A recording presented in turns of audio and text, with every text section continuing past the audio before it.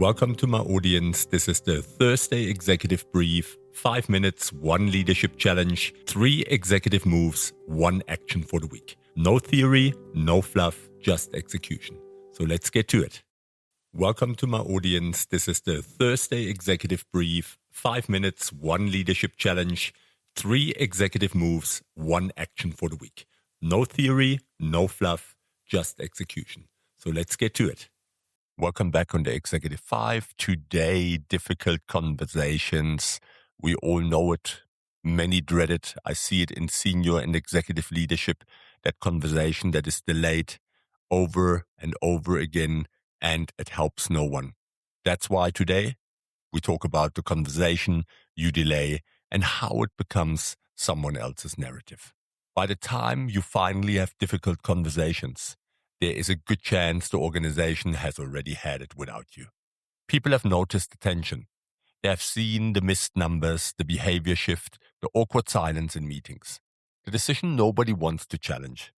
The executive who keeps getting away with something everyone else would be held accountable for. And while you are waiting for the right moment, people are filling in the blanks. They always do. Doesn't work any different.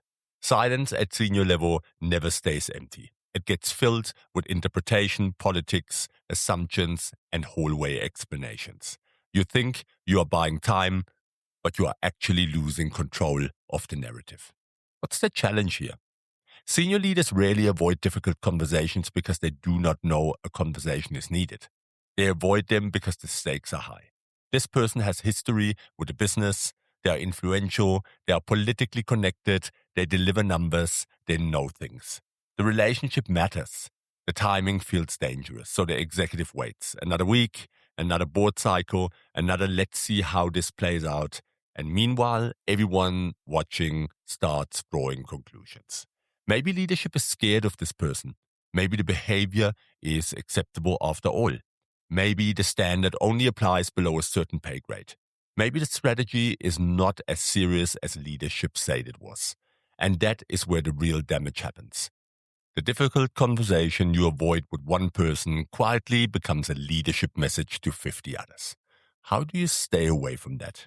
Let me give you 3 moves. Number 1, separate timing from avoidance. Not every difficult conversation should happen immediately. That's correct. Sometimes you need facts. Sometimes emotions need to settle. Sometimes there is a commercial or legal context that matters. That is judgment.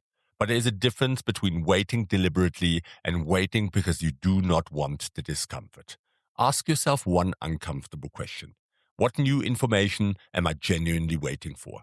If you cannot answer that clearly, you are probably not preparing, you are postponing. Senior leaders are very good at making avoidance sound strategic. Do not let yourself get away with it. Move number 2, decide what must become clear. The mistake many leaders make is entering a difficult conversation trying to make everything better. And I see that a lot, where I give tools to prepare a difficult conversation. And it's simple. But if you want to make everything better, it's too ambitious. You do not need to solve the relationship, repair every frustration, settle the history and guarantee a good emotional outcome in 45 minutes. Something needs to become clearer. Maybe the standard, maybe the behavior, maybe the consequence, maybe your position. Maybe the fact that 2 executives fundamentally disagree and pretending otherwise is now costing the business. Go into the room knowing what cannot remain ambiguous when you leave. That changes the conversation completely and is a powerful question. Move number 3, say the thing that everyone is working around. Executive conversations become unnecessarily complicated when leaders spend 20 minutes circling the sentence everyone already knows is coming. Say it. Respectfully, precisely, without theatrical aggression and without burying it under corporate language. The way this is being handled is damaging trust. We are not aligned on this strategy. Your performance in this part of the role is below what the position requires. I've allowed this to continue longer than I should have. The last sentence matters. Ownership lowers defensiveness because you are no longer pretending the problem exists entirely on the other side of the table.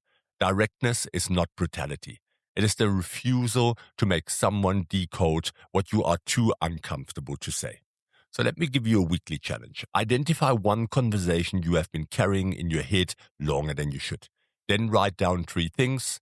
What am I waiting for? What is the cost of another month of silence? What must be clearer when the conversation ends? Schedule it. Not when conditions become perfect, when you are prepared enough to be honest. Every senior leader eventually learns this. The conversation itself is rarely the most expensive part. The delay is. While you hesitate, people interpret. While you stay silent, standards move. While you protect the relationship, trust elsewhere can quietly deteriorate. You do not get to choose whether a story forms around the issue. You only get to decide whether leadership is present when it does. And that was it. Thank you very much for listening, and I hope I see you next week, Thursday, on the Executive 5. Have a fantastic week. Take care. And that was it for today. Remember, precision beats intensity every time. Execute the move, run the challenge, and I'll see you next Thursday for the next Executive Brief.